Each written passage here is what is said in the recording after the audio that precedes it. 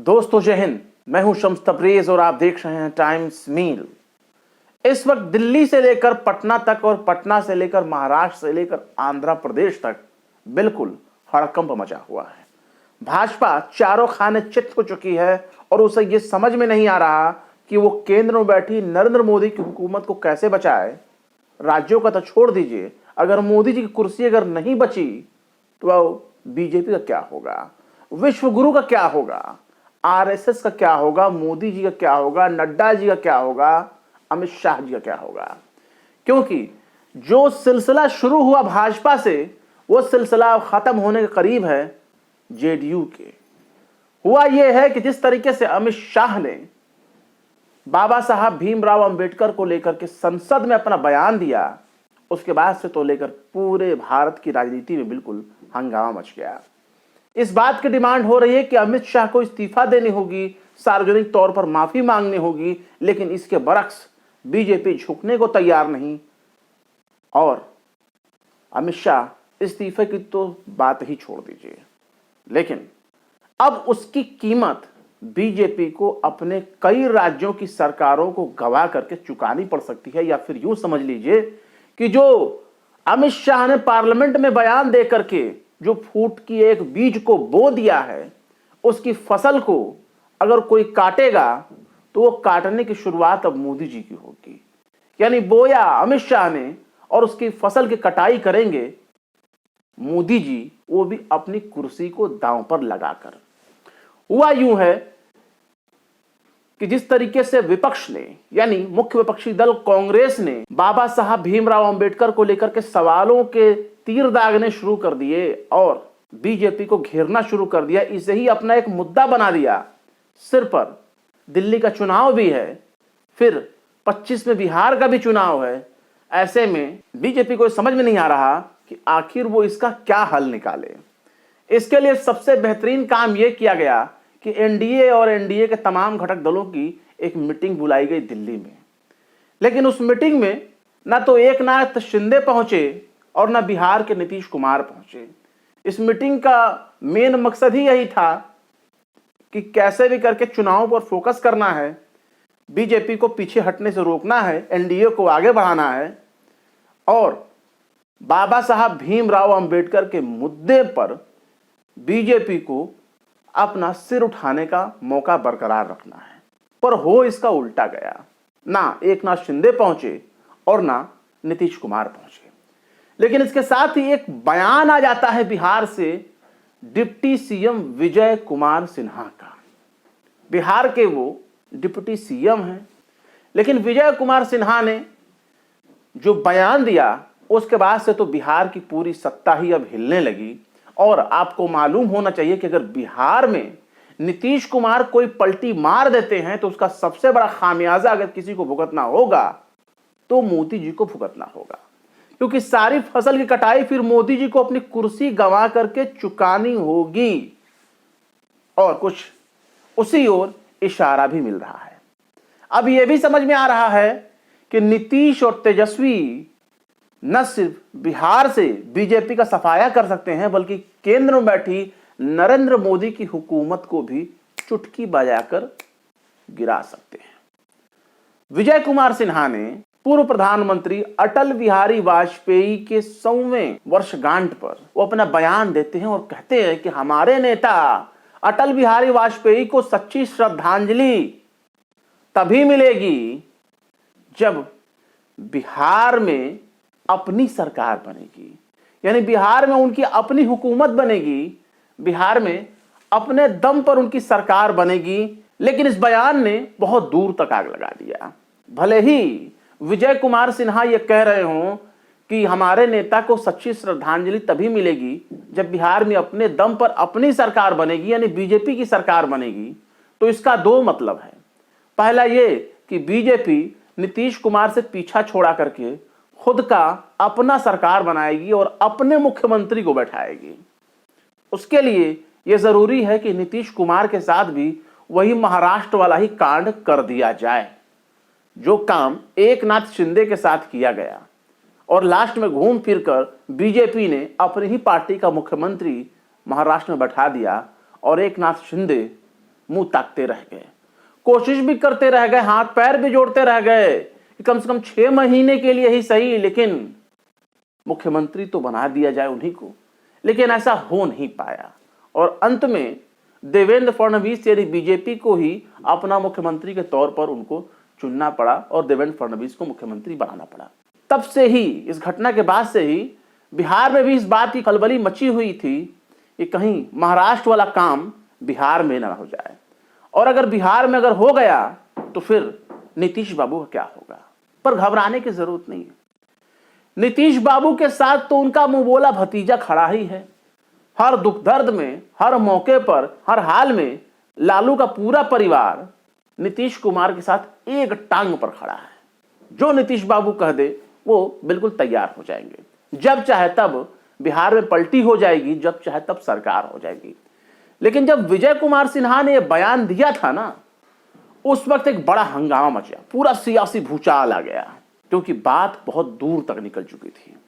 बकायदा बिहार के पूर्व उप मुख्यमंत्री यानी x deputy CM Tejashwi Yadav को भी बयान सामने आ गया। उन्होंने सीधे कह दिया कि साहब, बिहार में नीतीश कुमार की सरकार कहां है, वो तो भाजपा ही चला रहे हैं। उन्होंने सीधे कह दिया कि नीतीश कुमार को भाजपा चला रही है। नीतीश कुमार बिहार नहीं चला रहे, बल्कि उन्हीं को खुद भाजपा चला रही है, और उनका मुख्यमंत्री का दफ्तर जो चीफ मिनिस्टर ऑफिस है ना, वो भाजपा के नेता ही चला रहे हैं। इसके बाद तो फिर पटना से लेकर के दिल्ली तक भूचाल आने लगा। भाजपा के कई बड़े नेताओं के पांव के नीचे की जमीन हिलने लगी और यह भी बात समझ में आ गई कि नीतीश बाबू अगर नाराज हो गए तो जो बैसाखी के सहारे मोदी जी की दिल्ली में सरकार बनी है ना, वो तो फिर औंधे मुंह गिर जाएगी और मोदी जी की कुर्सी जाना बिल्कुल तय है। और उस कुर्सी पर नियत लगा करके बैठे हुए हैं राहुल गांधी और मल्लिकार्जुन खड़गे।